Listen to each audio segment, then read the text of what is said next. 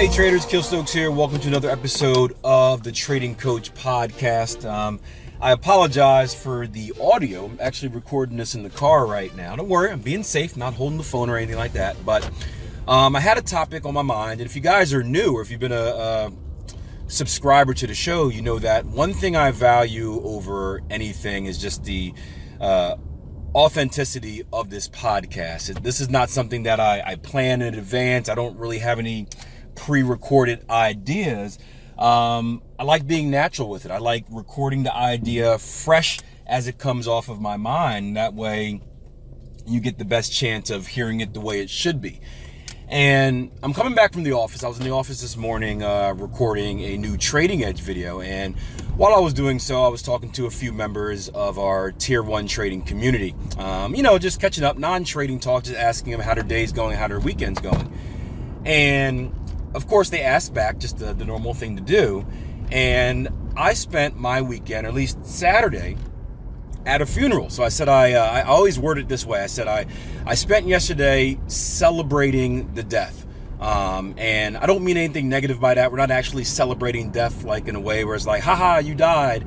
But if there's one thing that my mom taught me, and me and my mom don't have the best relationship out there, but one thing she always taught me is that when people pass on, you shouldn't mourn them. It shouldn't be a sad, grieving experience. You should celebrate, right? I truly believe that a person's life is measured by the impact that they have on others.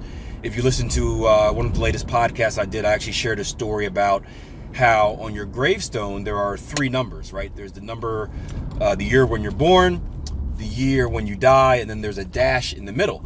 And the dash basically represents what you did throughout your life and how many people you've impacted. And the person that passed was very close to me. She was essentially a mother figure growing up, a grandmother figure growing up. And, we just spent the whole night just reflecting on the good times and whatnot. And this was a family that was very close to me. Again, she was like a mother figure. Her grandson is my best friend. He was the best man at my wedding, and I knew their family since we were 4. And, I realized that I haven't seen them really in about 10 years, meaning maybe once or twice out of the last, let's say 5 years, I should say. Give myself a little bit more credit than that. But I've gone far too long without seeing them in the way that I should. And this goes for my immediate family as well, my blood family. And I was telling the traders this morning that is the downside of the sacrifice that some of us make to be successful, right? When I embarked on my path to be a trader and really an entrepreneur and just really gain success no matter what it would be at, I invested all of my time, energy, and effort in myself, right? I was very young. I started at about the age of 21, and I said, you know what? Every waking moment I have, I'm going to spend it on trying to be a better trader, trying to be a better business owner. And if I invest, the more effort, the more time I invest in myself, the quicker I'll build that skill, the quicker I'll find success. And I'm sitting here 32, 33 right now, and I'd like to say you'll never really catch me calling myself successful, but just because I don't like using that term because I feel like I would automatically shut off and become comfortable. But I'm at a point where I've seen a decent amount of success in my life. And the reflection that I had this morning and last night at the services was just how much I've sacrificed to earn that success. Friends, family, relationship. And the question that haunts me right now is, is it worth it? And it's tough. I guess the obvious answer is there needs to be a balance, but it's one thing where it's like, if I invest less in myself, right? If I invested less time in myself, if those weekends I spent digging into books, watching videos, practicing my trade, those weekends spent doing that, if I would have spent those weekends instead taking the trip and spending it with loved ones and hanging with friends, would I be where I'm at today? And I don't know. I guess there's no way to know, because you can't go back in time and say, hey, if I put less effort, would I have still achieved the same result? But I don't know. And a part of me always feels like a bad person, for not investing the same amount of energy and time in those relationships. You can ask all my close friends, right? I don't think I'm the best friend. I am a loyal friend.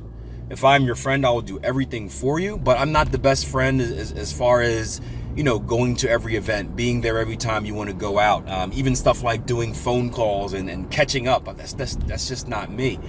And that, I guess, is one of the regrets that I have. But at the same time, when I see what I've achieved so far, where I see where we're at right now in life, and the opportunities that we've awarded ourselves as parents of our kids, the opportunity that we've given our kids, that part is definitely worth it. So, I guess, is it worth the sacrifice? Everything is balanced. This goes back to the work-life balance that a lot of people have. Do you work all day and reap the results but not be there? Or do you spend all the time with your kids and don't necessarily have the benefits of what you would have got if you worked harder?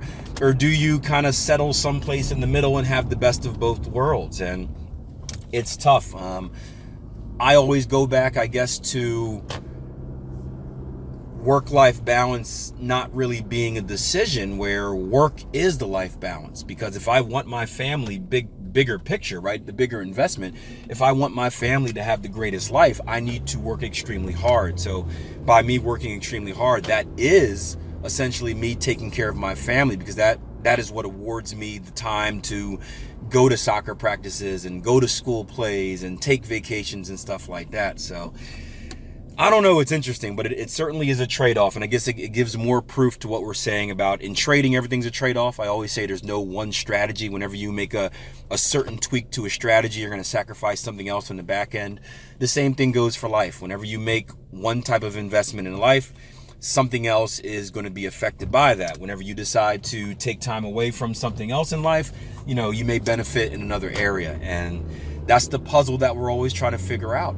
So I don't know. That's, there's no point of this podcast, I guess, but the point is to kind of give you some insight of the struggles that we do face. Everyone sees entrepreneurs, everyone sees successful individuals, and they automatically think, oh, that must be nice. They're living the perfect life. And the answer is no. There's no perfect life. We give up a lot. I gave up a lot to get where I'm at. You can ask Bill Gates and all these other people. They've given up so much to earn that success.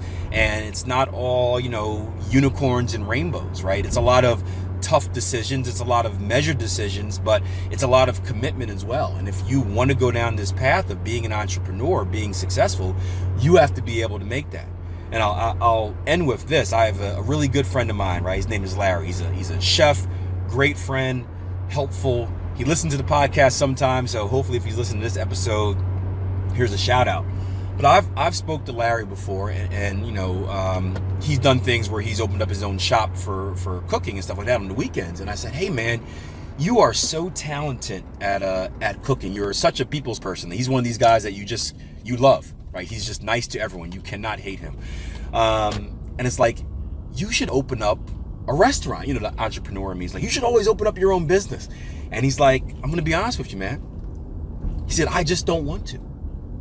And at first, this was years ago when we said this, I'm like, how can you not want to open up your own business? How can you not want to work for yourself? What type of mindset is this?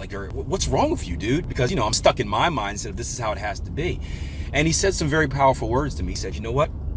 He said, I know people in the industry. And I've experienced times where, he's done private catering, where he's had restaurants open for maybe just the weekends. He said, I see what type of commitment, what type of effort it takes to do that. And it's not that I don't want to do the effort. It's just, I like the other parts of my life. I like being able to go out a couple times a week and go golfing. He's got a newborn as well. It's like, I like being home with the wife and the kid and spending time. I like having leisure. I don't want to kind of, lock myself into the grind that it is to start up a business. Because you guys know it's a 5-year grind getting your business off the ground, right? It's a 5-year grind where the first 5 years you're doing nothing but working on your business, and everything else in your life is eliminated. He's like, I just don't want that. I want to enjoy my life. And that really kind of started changing my perspective on things, and it's true. So, think about that. It's not, everyone doesn't have to be an entrepreneur. Everyone doesn't have to be a business owner. The goal of life is to enjoy it. Because at some point, right, our time is always ticking down. At some point, we're going to die. At some point, we're going to be at the end of our life, or at a point in our life where it's too late to do some of the things that we wanted to. And we don't want to look back and feel like we've wasted it. We don't want to look back and say, man, I wish I would have taken more time to do this. So at the end of the day, you do what you love. And I guess it is, whatever decision you go with, you just got to live by it.